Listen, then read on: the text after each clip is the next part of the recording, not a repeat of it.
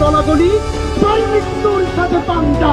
আমি উন্মাদ, আমি ঝঞ্ঝা, আমি পৃথিবীর ধরিত্রীর বলবীর উন্নত মানুষের। পৃথিবীর ইতিহাসে পঞ্চমবারের মতো জননেত্রী শেখ হাসিনাকে বাংলাদেশের প্রধানমন্ত্রী করে আমরা বিশ্ববাসীকে দেখে যেতে চাই। গুলির শব্দে পল্টন কেঁপে ওঠার ঠিক 12 ঘন্টার মধ্যেই হাওয়া।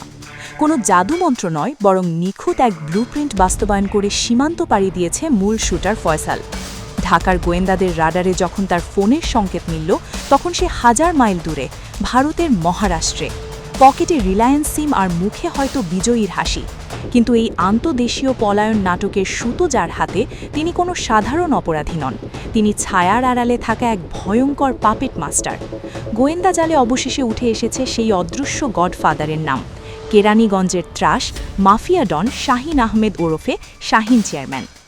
হাদিকে হত্যার ছক কষা হয়েছিল সেই জুলাইয়ে, কিন্তু এর বাস্তবায়ন ছিল এক নির্মম ট্রোজেন হর্স কৌশলের চূড়ান্ত নিদর্শন।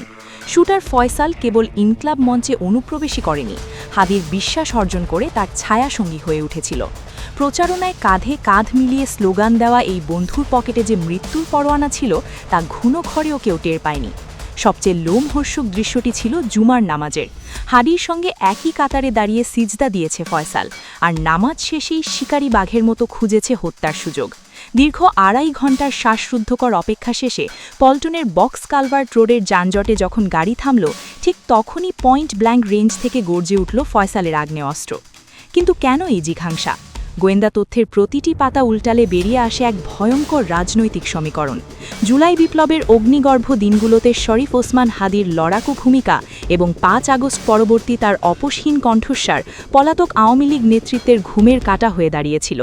ফ্যাসিস্ট শক্তি হাদিকে চিহ্নিত করেছিল তাদের অস্তিত্বের পথে সবচেয়ে বড় বাধা হিসেবে। বাংলাদেশের অস্তিত্ব থাকবে না যদি গোপালগঞ্জ বাইতে থাকে। এরপরই সুদূর দিল্লি থেকে নির্দেশ আসে, আর আওয়ামী লীগের ডেথ স্কোয়াডের হিট লিস্টের 1 নম্বরের লাল কালিতে লেখা হয় হাদির নাম। শুরু হয় তাকে সরিয়ে দেওয়ার চূড়ান্ত ক্ষণগণনা। ট্রিগার চেপেছিল ফয়সাল, কিন্তু সেই বন্দুক আর বারুদের যোগানদাতা ছিলেন সীমান্তের ওপারে বসে থাকা কেরানীগঞ্জের গডফাদার শাহিন চেয়ারম্যান। সাবেক বিদ্যুৎ উপপ্রধান নসরুল হামিদ বিপুর এই ডান হাত ভারতে বসেই হোয়াটসঅ্যাপ এবং টেলিগ্রামের এনক্রিপ্টেড দুনিয়ায় গড়ে তুলেছেন এক সমান্তরাল সন্ত্রাসী নেটওয়ার্ক। রাজধানীর অলিগলিতে ঘাপটি মেরে থাকা দুর্ধর্ষ স্লিপার সেলগুলো এখন তার ইশারায় নড়ছে। তদন্তে উঠে এসেছে এক পিলে চমকানো তথ্য।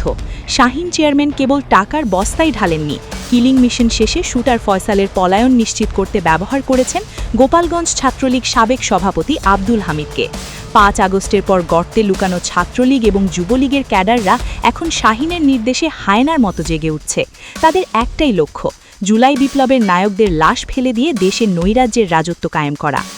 আজ যখন শরীফ ওসমান হাদি সিঙ্গাপুরের হাসপাতালে মৃত্যুর সঙ্গে পাঞ্জা লড়ছেন, ঠিক সেই মুহূর্তে ভারতের মহারাষ্ট্রে বসে হয়তো পরবর্তী হামলার ছক কষছে খুনি ফয়সাল। শাহিন চেয়ারম্যানের নেতৃত্বাধীন স্লিপার সেলের পরবর্তী আঘাত কোথায় আসবে এবং আইন শৃঙ্খলা রক্ষাকারী বাহিনী তা কতটা প্রতিহত করতে পারবে, সেটি এখন বড় চ্যালেঞ্জ হয়ে দাঁড়িয়েছে।